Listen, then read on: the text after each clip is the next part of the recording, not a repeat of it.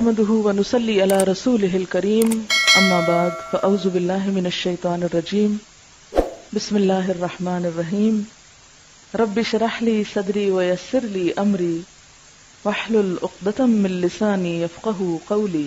ہمارے ہاں عام طور پر اس رات کے بارے میں کچھ فضیلتیں منسوب ہیں، مثلا یہ کہ شب برات میں سالانہ بجٹ تقسیم ہوتا ہے، سال بھر کے امور کا فیصلہ ہوتا ہے، رزق، شادی، اولاد، حج، موت، بیماری، فراخی، تنگی، عزت، ذلت، حادثات، غمی، خوشی.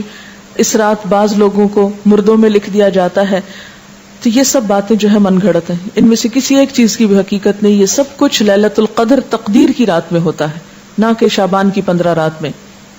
اسی طرح اگر آپ 15 کو آتش بازی کرتے ہیں یا حلوہ پکاتے ہیں تو وہ آپ کا لوکل کلچر تو ہو سکتا ہے، اس کا اسلام سے کوئی تعلق نہیں، کیونکہ اس کے بارے میں نہ کوئی تعلیم قرآن پاک سے ہم کو ملتی ہے اور نہ ہی نبی صلی اللہ علیہ وسلم کی سنت سے. مثلا اس رات میں کیا ہوتا ہے؟ حلوہ پکایا جاتا ہے اور دوسروں کو کھلایا جاتا ہے، مردوں کی فاتحہ دلائی جاتی ہے، چراغاں کیا جاتا ہے، کینڈلز وغیرہ لوگ چھتوں پر جلاتے ہیں اور اب اس کی جگہ دوسری بجلی کی بتیاں بھی جلائی جاتی ہیں، آتش بازی کی جاتی ہے، گھروں میں خاص طور پر رنگ روغن کیا جاتا ہے، صاف کیا جاتا ہے. لیکن اگر غور کیا جائے تو ان میں سے کوئی بھی چیز اپنی اصل کے اعتبار سے قرآن اور سنت سے نہیں ہے. پھر اسی طرح یہ ہے کہ بعض لوگ 15 شب کو جاگتے ہیں اور صبح روزہ رکھتے ہیں، اور ان کے نزدیک یہ رات کو جاگنا اور صبح روزہ رکھنا جو ہے یہ سارے گناہوں کی معافی کا ذریعہ ہے. اس کے بارے میں ایسی کوئی بشارت یا کوئی فضیلت کسی صحیح حدیث میں نہیں آئی. ایک ضعیف حدیث میں ایسی چیز ملتی ہے، اور شعبان کی 15ویں رات قیام کرو اور دن کو روزہ رکھو، کیونکہ اللہ تعالیٰ اس دن آسمان دنیا پہ تجلی فرما کر کہتا ہے کہ ہے کوئی بخشش مانگنے والا کہ اسے بخش دوں. یہ تو ہر رات میں ہوتا ہے. صحیح حدیث سے کیا پتہ چلتا ہے کہ ہر رات اللہ تعالیٰ آسمان دنیا پہ نزول فرماتے ہیں اور یہی فرماتے ہیں کہ ہے کوئی بخشش مانگنے والا کہ میں اسے بخش دوں، ہے کوئی مصیبت زدہ کہ میں اس کی مصیبت دور کروں. اس کے لیے صرف 15 رات مخصوص نہیں ہے. اس لیے اگر کوئی اپنے شوق سے کسی ایک رات میں جاگنا چاہے تو وہ صرف 15 نہ جاگے، 13 بھی جاگ لے، 14 بھی جاگ لے، یا کوئی اور رات بھی شعبان کی جاگ لے. صرف اسی رات کو مخصوص نہیں کرنا چاہیے. عام طور پر لوگ یہ کہتے ہیں کہ کیا فرق پڑتا ہے، کوئی نیکی کرتا ہے تو کرتا رہے، تو ٹھیک ہے، وہ ان کی مرضی. لیکن اگر کوئی یہ سمجھے کہ اس نیکی سے میرے سارے گناہ معاف ہو جائیں گے یا میرے اگلے پچھلے گناہوں کی صفائی ہو جائے گی، تو ایسی کوئی توقع نہیں رکھنی چاہیے. وہ تو یہ بھی ہو سکتا ہے کہ آپ کسی بھی وقت اللہ سے رو کر دعا مانگے تو ہو سکتا ہے پچھلے سارے گناہ معاف ہو جائیں. لیکن اس رات کے بارے میں ایسی کوئی صحیح حدیث جو ہے وہ نہیں ملتی. آپ دیکھیے کہ یہ سب چیزیں بیان کرنے کا مقصد کیا ہے. مقصد یہ نہیں ہے کہ لوگوں کو ایک نیکی سے ہٹایا جائے، مقصد یہ ہے کہ لوگوں کو خود ساختہ بوجھ سے نکالا جائے. جب ہم دین میں کوئی چیز خود ایجاد کرتے ہیں، خود اس کی فضیلت بنا لیتے ہیں، اس کی پابندی کرتے ہیں، تو بسا اوقات ہم اپنے اوپر ناروا بوجھ ڈال لیتے ہیں. یہود و نصارہ کے ہاں اپنے روحانی تزکیے کے لیے کچھ عبادات انہوں نے خود سے خود گھڑ لی تھی جو اللہ کی طرف سے ان پر عائد نہیں تھی. آہستہ آہستہ کیا ہوا، وہ اصل عبادات سے بالکل دور چلے گئے اور خود ساختہ عبادات اپنے گردن پر لاد لی. اور نتیجہ کیا ہوا کہ وہ ایک وقت آیا کہ وہ بالکل دین سے بیگانہ ہو گئے. آج ہمارے معاشرے میں بھی ہم دیکھتے ہیں کہ جو اصل دین ہے اس سے ہم کوسوں دور ہیں. جو کرنے کے کام ہیں وہ ہم کرتے نہیں، اور جو نہیں کرنے کے کام ان کو ہم بہت پابندی سے کرنا شروع ہو گئے ہیں. اس کا نتیجہ کیا نکلا ہے کہ ہم ایسے بوجھ تلے دب گئے ہیں کہ جس نے ہم سے ہمارے فرائض بھی بعض اوقات چھڑا دیے.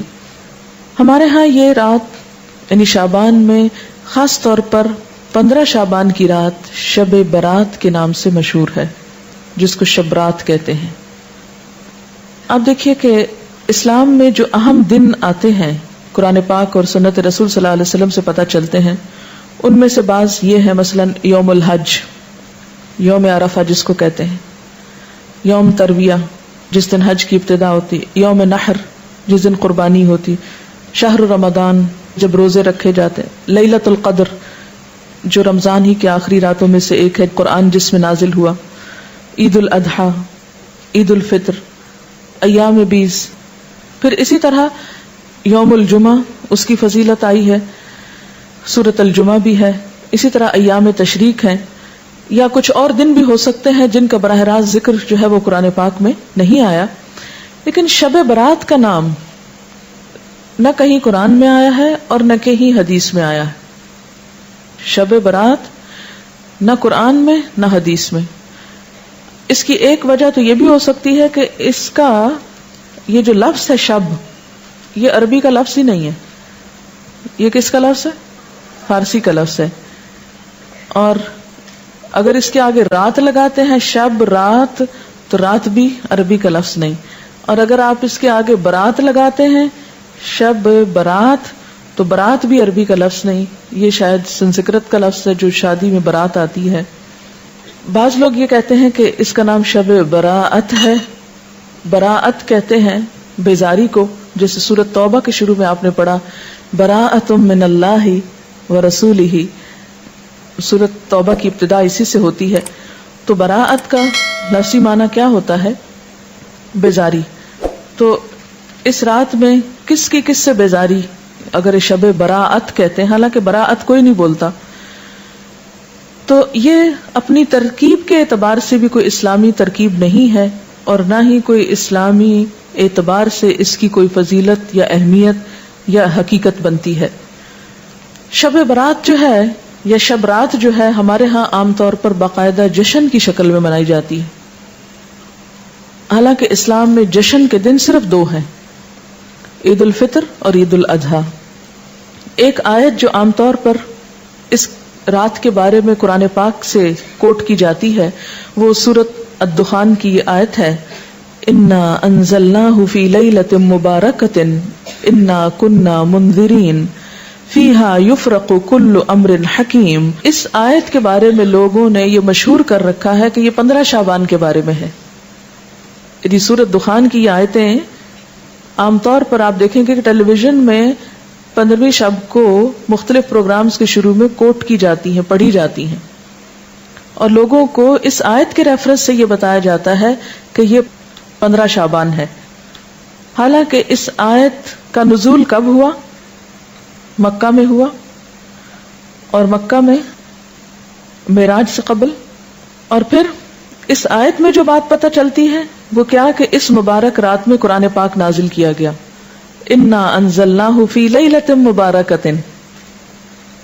قرآن پاک ہی کی ایک اور آیت سے کیا پتہ چلتا ہے کہ قرآن پاک کب نازل ہوا؟ آپ بتائیے. رمضان میں نازل ہوا. سورۃ البقرہ کی آیت شہر رمضان الذی انزل فیہ القرآن، کہ رمضان وہ مہینہ ہے جس میں قرآن پاک نازل کیا گیا. پھر وہ رات شعبان میں کیسے آ گئی؟ پھر دوسری بات یہ ہے کہ سورۃ القدر کے شروع میں کیا آتا ہے؟ انا انزلناہ فی لیلۃ القدر. اور لیلۃ القدر کون سی ہے؟ تقدیر کے فیصلے اس رات میں ہوتے ہیں، نہ کہ 15 شعبان کی رات کو. اور پھر آپ دیکھیں کہ اس میں ان آیتوں میں جو میں نے آپ کے سامنے سورۃ الدخان کی پڑھی ہیں، ان میں آتا ہے فیہا یفرق کل امر حکیم. فیہا سے مراد کیا ہے؟ اس رات میں یفرق تقسیم کیے جاتے ہیں، کل امر سب کام، حکیم حکمت والے، یعنی ہر قسم کے فیصلے اس رات میں فرشتوں کے حوالے کیے جاتے ہیں، ان کو دے دیے جاتے ہیں. تو اس سے بھی کیا پتہ چلتا ہے کہ سورۃ الدخان کی یہ آیت 15 شعبان کے بارے میں نہیں ہے، بلکہ لیلۃ القدر کے بارے میں ہے، جس میں قرآن پاک بھی نازل ہوا اور جس میں لوگوں کی قسمتوں کے بھی فیصلے کیے جاتے ہیں. یہ سب باتیں اس لیے مشہور ہوئی کہ ان کی اصل حقیقت پر غور نہیں کیا گیا، اور صرف دیکھا دیکھی یا سنا سنائی میں یہ چیزیں عام کر کے لوگوں میں اتنی پھیلا دی گئیں کہ اگر کوئی شخص اس کے بارے میں یہ بتائے بھی کہ یہ درست نہیں تو عموماً اسی کو برا بھلا کہا جاتا ہے اور ان چیزوں پر اصرار کیا جاتا ہے. یہ تھی اصل حقیقت جو میں نے آپ کے سامنے رکھی ہے. اگر آپ چاہیں تو اس کو قبول کر لیں، اور چاہیں تو آپ وہی کریں جو آپ کرتے رہتے ہیں، کیونکہ میرا حساب بھی اللہ کے ذمہ ہے اور آپ کا بھی. ہم میں سے کوئی کسی کا ذمہ دار بنا کے نہیں بھیجا گیا، ہر ایک کو خود جواب دہی کرنی ہے. فرض یہ بنتا ہے کہ جو بات انسان کو معلوم ہو وہ دوسروں تک پہنچا دے. تو خلاصہ کیا ہے ساری گفتگو کا کہ نمبر 1، کہ بابرکت رات جس کی طرف سورۃ الدخان میں اشارہ کیا گیا ہے وہ لیلۃ القدر کی رات ہے، اور لیلۃ القدر رمضان کی رات ہے، 15 شعبان کی رات نہیں ہے۔ اور اس کے علاوہ جو رسم و رواج عموماً اس رات کے حوالے سے کیے جاتے ہیں وہ اسلامی کلچر کا حصہ نہیں، اور انہی رسموں کے بارے میں ہی علامہ اقبال نے کہا تھا، وضع میں تم ہو نصارہ تو تمدن میں ہنود، یہ مسلمان ہیں جنہیں دیکھ کے شرمائے یہود، یہ امت روایات میں کھو گئی، حقیقت خرافات میں کھو گئی۔